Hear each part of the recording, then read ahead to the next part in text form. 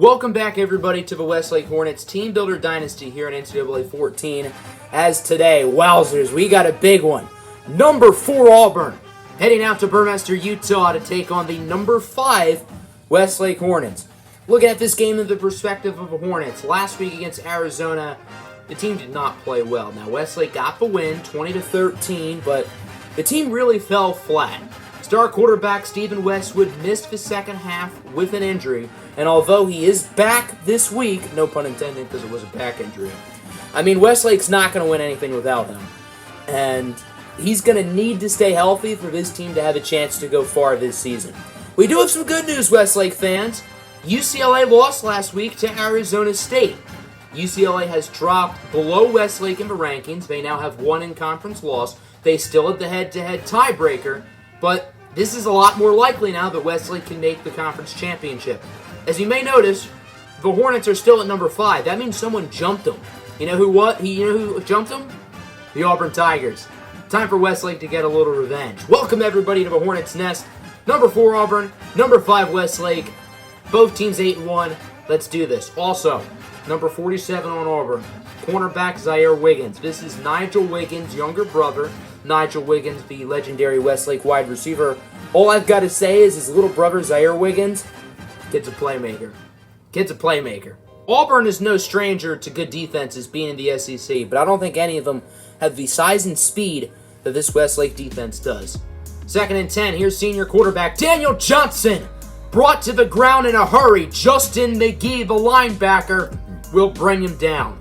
Westlake's defense was the main reason why they won last week, and to be specific, linebacker Lewis Kahn, who had the game of his life. 10 tackles, 6 for a loss, 2 sacks. He was everywhere on that field. Speaking of Kahn, he's sending a lot of pressure, and there is a sack, not by Kahn, however, by Delvin Hines. Octavius October was also there, and Auburn's first drive, 3 plays, negative 17 yards. The main matchup to watch today is going to be Zaire Wiggins covering Ulrich Ayuluko or Carter Westwood. Wiggins has a very tough task. I mean, his older brother Nigel Wiggins helped mentor these receivers become very good players. Now Zaire's going to have to cover him. It looks like it's a zone on this play. Deep ball for Ayuluko, and it's broken up by the safety. 3 and out for Westlake. I assume we'll see the punt team. Westlake gained 0 yards on that drive, but they had such good field position. They're going to send Volker Gantz out for a 58-yard field goal, and he almost had it. That was close. College football news for everybody. Number 1 Penn State just beat number 2 Ohio State. So worst case, the winner of this game will jump up to number 3. 2nd and 10, Delvin Hines again with a huge play as Benny Franklin loses a yard. For what it's worth, the team at number 3 is Michigan, so I assume the polls will be Penn State at 1, Michigan at 2 unless they lose, and then the winner of this game at 3. 3rd and 11, here's Daniel Johnson. Under pressure, he gets it to Smith, who will convert, brought down by Marcus Lee in a hurry, but does gain 15. Both of these teams have very, very talented offenses, but I think we're going to have ourselves a defensive battle. Auburn cannot run the ball at all. Delvin Hines has been a machine so far. 3 tackles for a loss within the first 2 minutes of the game. Delvin Hines is a redshirt junior, and all I've got to say is he's an idiot for not declaring for the NFL draft last year. And if he stays in school again, first off, Westlake is hella lucky. Second of all, that'd be a really dumb decision. 3rd and 12, the screen for Franklin works as he gets 18. Unfortunately, there cannot be 11 Delvin Hines on the field, or else that would have been best case scenario for Auburn, a gain of like 2. Auburn is starting to move it a little bit. 2nd and 8 here for the Tigers at around the 27-yard line. As Daniel Johnson under pressure, and it's Big Tuna! Richard Rivers Jr., the true freshman, with the sack. The Hornets have already gotten to the quarterback 3 times today, and it looks like this front 7 has come to eat. Volker Gantz missed a field goal from 58. Auburn's kicker is now going to try from 50. And to give his team the lead, it's up, and it is an absolute bomb. Could have made that from 70. I've noticed in recent seasons that Westlake generally runs the ball a lot better at home. The Hornets have been on a long road stretch. They have really struggled to run the ball recently. Their final 3 regular season games are at home. Maybe they can run the ball well again, or maybe not. The first run of the game goes for a loss of 2. Had been handy with the tackle. Westlake's longest offensive play today is 0 yards. 5 total plays for -2 yards and a missed field goal. Something's got to give. 3rd and 12. Nice pass from Stephen Westwood over to his younger brother Carter. Yaluko could not get open at all because Zaire Wiggins was covering him. And that's a gain of 22 for Carter Westwood. If I'm Westlake, I would rather Zaire Wiggins cover Carter Westwood because Westwood's a little bit more bigger and physical than Yaluko, and because of that, I think Wiggins is more likely to not be as important of a factor for Auburn. 3rd and 9. Look at this run by Stephen Westwood to keep the drive alive. Good run for Westwood. Huge effort out of the pocket, keeping the drive alive. As on 1st down, Porter gets smothered for a loss of 3. Maybe my hypothesis about Westlake running the ball was wrong. Maybe they just can't run it on the road or at home. The sad thing is, Westlake's inability to run has been at zero fault to the running backs. The team run blocking as a whole has just been bad. I mean, the lack of holes and space opening up, just not pretty. 3rd and 11, incomplete. Could have called a defensive PEI there, but I guess not. Volker has already missed a kick from 58 yards today, so Westlake's not going to do that. Doesn't look like they want to punt it right now, so the Hornets are going to go risk it for the biscuit. They're going to go for it, and they are unsuccessful. Dale McBride only gains 10. The gutsy call does not work. To summarize the first quarter, Westlake looks lost offensively, and Delvin Hines already has 4 tackles for loss. 3rd and 7 for the Tigers. This would be a huge momentum give here for the Hornets. If they can get a stop, guess who it is with the pressure? Delvin Hines. This dude is an animal right now. I think if Westlake had 11 Delvin Hines on offense, they would have more than 0 points right now. Anyway, the offense is looking solid so far on this drive. 2nd and 2. Westwood looking for his little brother again. Carter Westwood inside the 25. Maybe this drive has a little something going on. Westlake is inches away from the end zone. Can they punch it in and finally get on the scoreboard? 2nd and goal. Cummings with the easy 1-yard score. And Westlake will take their first lead of the day. Okay, I made a little bit of an oopsies earlier. Michigan is not number 3. It's actually Fresno State, who's down by 4 right now against Hawaii. So the winner of this game, if Fresno State loses, will jump up to 2. And I think Delvin Hines wants to be that team. Strip sack for Hines, picked up by Mike Wilson in the red zone. What a massive turnover. And if this fumble gets reversed, it's still 4th and long, so it's still successful. Westlake has a prime opportunity to make this a 14-3 game right here. 2nd and 10, true freshman Paul Richard is in motion. Fake handoff for Cummings. Westwood looking for Yaluko, who is tackled by Zaire Wiggins in the end zone for a touchdown. Zaire Wiggins does not allow too many touchdowns. He only has 15 tackles this year, and it's not because he can't tackle. It's because he's that good in coverage. But Yaluko, the speedster, gets by him. Westlake is all of a sudden up by 2 possessions now. Obviously, the game to watch out for right now is the Fresno State game since they are number 3. Fresno State just scored a touchdown. They are now winning 21-24 nearing the half. Is on 3rd and 5. Hines nearly gets another sack, and Curtis Smith gains 11.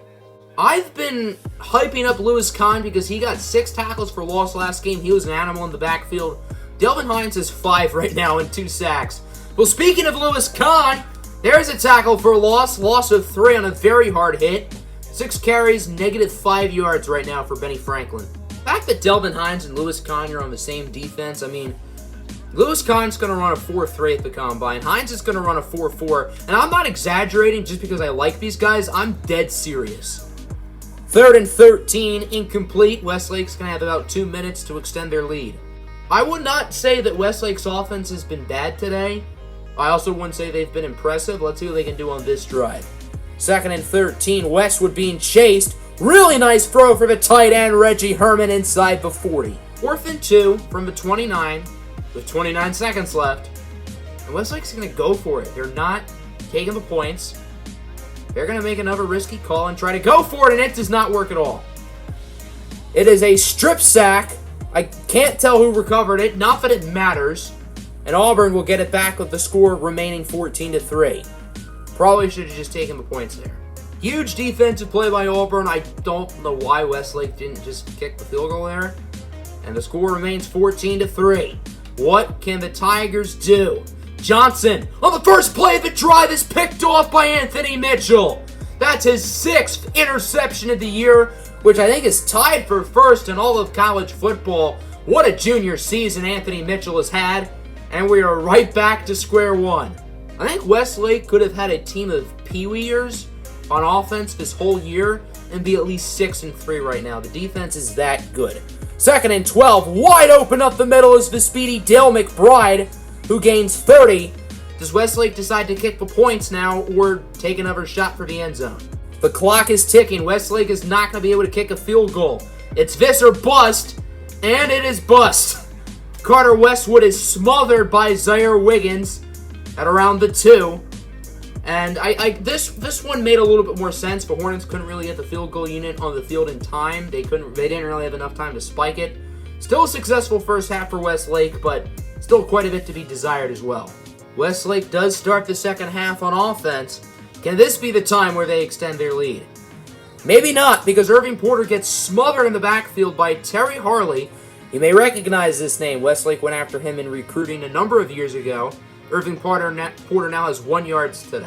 Westlake really cannot run the ball to save their lives right now. Auburn has it back, still 14-3, as Daniel Johnson has it under center. Going to look to throw it here on first down, and he is going to be sacked by Joe Brewer. The sack parade continues, and to no one on Auburn's fault, Johnson has been sacked about 17 times, it feels like, today, because this front seven is on fire. Both teams started the second half off with 3 and outs, as this game continues to be a defensive battle. 2nd and 1, McBride in motion, and he will end up getting the football. Late pitch for Dale McBride, who is brought down at around the 35. They're going to call that a pass, but regardless, it's still a big game. For what it's worth, Fresno State is now beating Hawaii by like 20. So unless the winner of this game jumps Fresno State, then one of these teams is going to be number 3 in the polls next week. 3rd and 11, Westwood is crushed by Eric Hawkins. I assume that'll push Westlake out of field goal range, and they're going to have to punt it. Auburn's offense has it back today. I don't even feel like Auburn's offense has played badly, just that Westlake's front seven has been absolutely insane here in this one. Benny Franklin still has negative rushing yards today. They can't pass the ball to save their lives because of all this pressure. Mike Wilson now joining the sack club. Westlake has at least 7 or 8 sacks right now. I mean, this defense has been unbelievably good today. You could literally put a team of peeweers, and Westlake would still probably be winning. Okay, right as I'm complimenting them, they give up a gain of 29.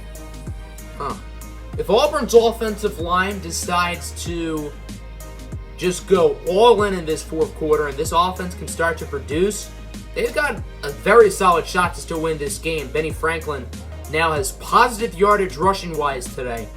Good for him. Auburn now has it inside the 10, actually at around the 5. 2nd and goal. Can they get this play off before the quarter ends? Yes, they do. Daniel Johnson under pressure, and he gets picked off by Marcus Jones, who has nothing but green grass ahead. That's going to be like a 98-yard pick six. What a way to end the third quarter for Westlake. Their 3rd defensive turnover. Wow, that is a killer for the Auburn Tigers. As good as Westlake's defense has been this year, I don't think I've ever seen that they played this well. This has been an unbelievable showing by everybody. An absolutely incredible performance. But why stop now? Lewis Kahn again with the sack. This defense has been unbelievable today. 3 turnovers, 1 turnover that directly resulted in a touchdown, and at least 8 sacks. That's a lot. Why not make it a 9th? Delvin Hines gets to the quarterback, and he continues to eat in this Auburn backfield. Auburn's got to worry about the safety now. It's 3rd and 26 at like before. The safety is a real possibility. Johnson's going to look to throw it. Probably a bad idea. Okay, he does get it off.